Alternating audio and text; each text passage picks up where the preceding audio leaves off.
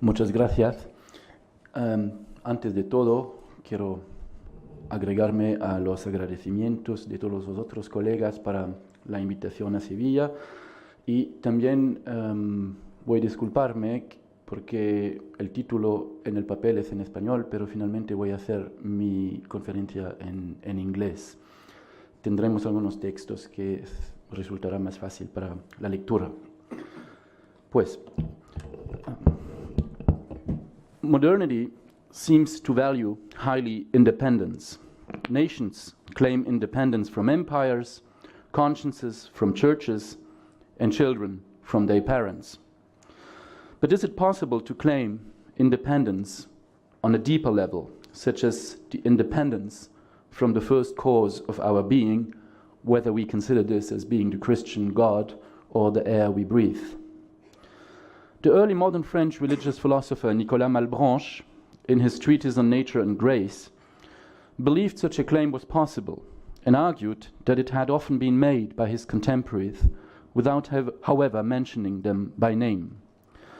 Malebranche saw in such a claim of ontological independence a negation of divine power. His reasoning was the following: independence entails eternity. Only God is eternal, so only God can be independent. If creatures were independent, then they would have to be created in a way that is co-eternal to God. We can read Malebranche: independence includes eternity, since nothing can be independent without being eternal. Eternal existence is thus the mode of existence of what is independent. God does therefore not grant any eternal existence to creatures. Malebranche believed that only through an act of oblivion of God can creatures claim their own independence. From that point of view, early modern claims for ontological independence go hand in hand with the secularization of the universe, since the devil, or the first sinners, were the first ones to claim independence from their creator. This is why Etienne Gilson, in his 1932 Jesuit lectures, characterized modernity in a very Malebranchian way and defined it as a repetition of original sin, when creatures forget their ontological dependence and disobey to their creator. In a Christian universe, writes Gilson, the existence of every being stands in a radical ontological relation of dependence with respect to God. It is by Him alone that they are, and by Him alone that they continue to exist. Also, they owe it to Him that they are what they are, since not only their existence, but also their substantiality is a good that God creates. What I would like to do today is challenge this often repeated narrative, which equates early modern philosophy with claims of ontological independence, thereby contributing in my way to the eternal question, which has been at the center of our Congress: is Suárez to be conceived as the last medieval or as the first early modern? The answer, as several of you have already pointed out, of course will depend on the criteria we give to modernity. And I will here present a new one. Medieval philosophy sought to preserve divine independence. Early modern philosophy, from partisans of mechanicism to adepts of pantheism, tried on the contrary not to claim the independence of creatures. This is a naively secularist account, but argues strongly in favor of a chain of dependence relations between God and creatures and vice versa. From that point of view, I want to argue that Suárez did indeed introduce something new into our philosophical description of the universe. Rather than arguing that creatures depend upon an independent God, modern philosophy thinks God Himself as dependent upon His creatures, both being united in something like a great chain of being in which all elements depend on each other. And I will argue that the operator of this transformation has to be looked for in the early modern scholastic tradition, and not in early modern philosophy, and in particular in the Trinitarian theology of Francisco Suárez. Let me just start by defining very generally ontological dependence. A depends on B if and only if B cannot be without the prior existence of A. But what does B mean here?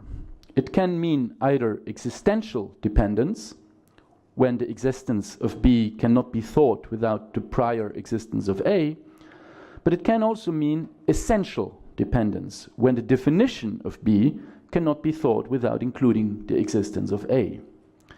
Medieval metaphysicians have formulated these two forms of dependence using a counterfactual argument. If A did not exist, then B would not exist, nor would B actually be defined as B.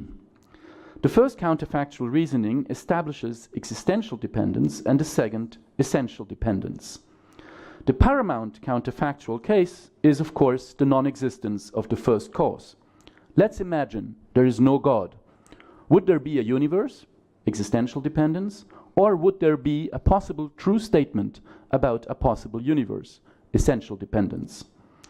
There's a long medieval usage of such arguments in the vindication of existential and essential dependence. For existential dependence, its paradigmatic use stems from the Neoplatonic tradition. One can find it chiefly for the Latin authors in a line of influence going mainly back to the commentary on the Treatise on Heavens by Averroes, the Aristotelian Treatise of Heavens by Averroes. Thomas Aquinas gives an efficient summary of these arguments in his Questiones Disputate de Potentia, which are, as we shall see in a moment, a fundamental text for Suárez in the Disputationes. For essential dependence, its paradigmatic use has, I believe, a different origin. There's a long tradition of neo-Stoic and patristic arguments deducing the immortality of the soul from the existence of eternal logical truth. For a truth to be thought, we need an existing mind that thinks it. So if there is some form of eternal truth, be it as limited as logical disjunction or contradictions, there must be an eternal mind, therefore there must be an immortal soul, or a first subject such as the divine intellect. The key text here is are the Soliloquia by Augustine, and these arguments have been widely used by William of Auvergne, Albert the Great, and Thomas Aquinas in the Middle Ages.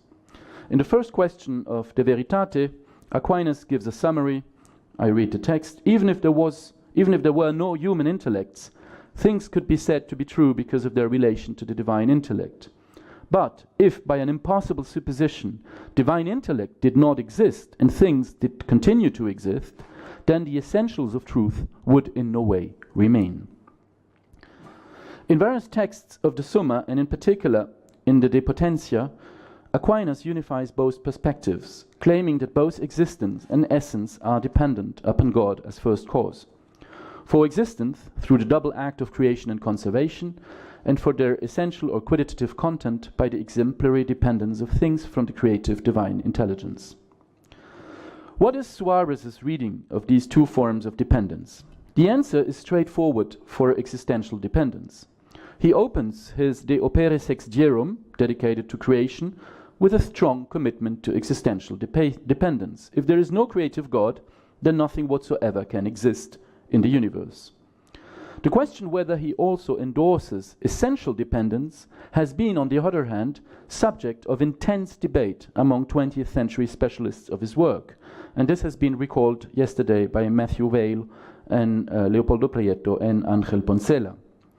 For the so-called essentialist or logicist interpretation, Max Rast, José Helin, Norman Wells, Jacques Doyle, Jean-François Courtine, Bernardo Cantons, and you can quote many others, Suárez's modernity consists in his rejection of essential dependence and his imagination of a purely conceptual possibility that requires not even an intellectual subject to think it. The key text here is a famous, often quoted text stressing the priority of conceptual content on the representative power of the intellect. But I believe that this text should not be overstated. As a theologian, Suárez makes sufficient claims that both forms of dependence, existential and essential, are the only acceptable options for a Catholic doctor. I quote Suárez, nor could it have occurred to any Catholic doctor to think that the essence of a creature, of itself and apart from the free affecting God, be some true thing with some true real being distinct from the being of God. So what's new in Suárez? I would like to propose a different hypothesis. If we take seriously the claim he makes in the Proemia of the Disputationes, namely that they're meant as a clarification of concepts for the establishment of a proper theology, we might well have to look at his theology to find an answer. And I will invite you to look at his Trinitarian theology, where we find a very different formulation of the counterfactual argument.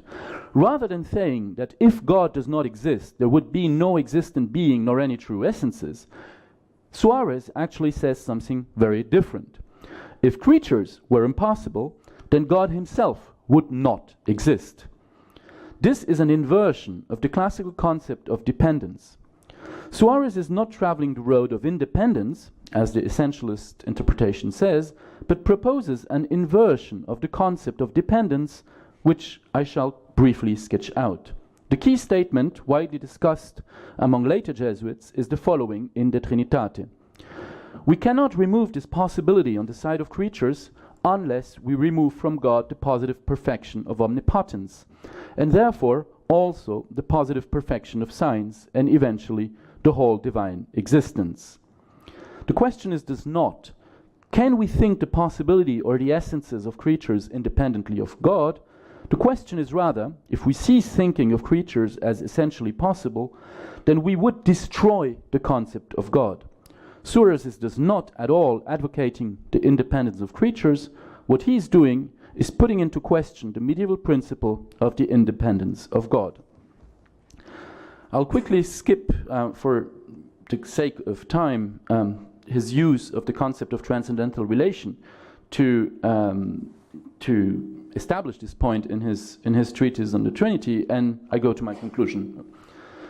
As a consequence, Suárez says God is not the only necessary being, but the essences are also equally necessary, not because they are independent of God, as the classical essentialist interpretation says, but because God and the essences are codependent upon each other, as Suárez often underlines in his theory of Trinitarian procession. The eternal verb of God is proceeding from the necessary knowledge God has of possible creatures in his essence, or in his theory of creation. God creates by the necessary knowledge he has of possible or creatable things. Hence, Suárez says in the De Trinitate, there is an equalitas, equality, between God and the essences. The classical doctrine of divine independence is thereby inversed into a theory of codependence. Within the scholastic tradition itself, this proposal of Suárez's Trinitarian theology has immediately provoked a very vivid debate. His rival, Gabriel Vázquez, immediately attacked Suárez's doctrine, ridiculing it by saying that according to Suárez, God would be dependent upon the essence of a possible monkey.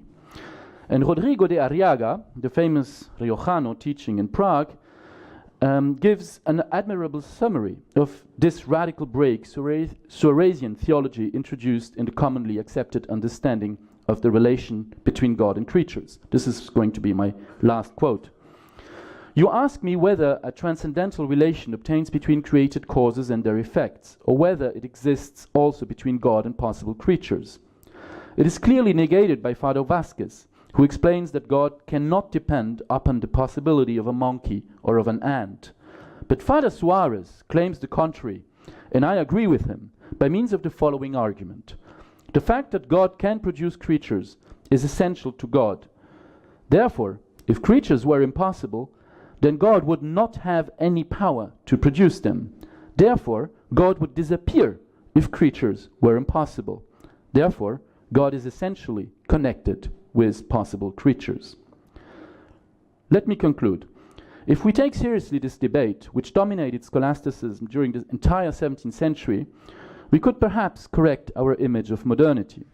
If Malebranche is right, modernity starts when creatures are being granted independence. And fighting modernity would be to vindicate divine independence, as Malebranche and some of his followers effectively did. But if we read closely the scholastic texts, we actually see that modernity rather starts when nobody is being given independence, but when everything is being considered as dependent upon each other, a model of which the Trinity was the first case. This is the road that would be traveled not only by theologians, but also by a number of early modern philosophers who claim that the created world is as necessary as God. Thank you.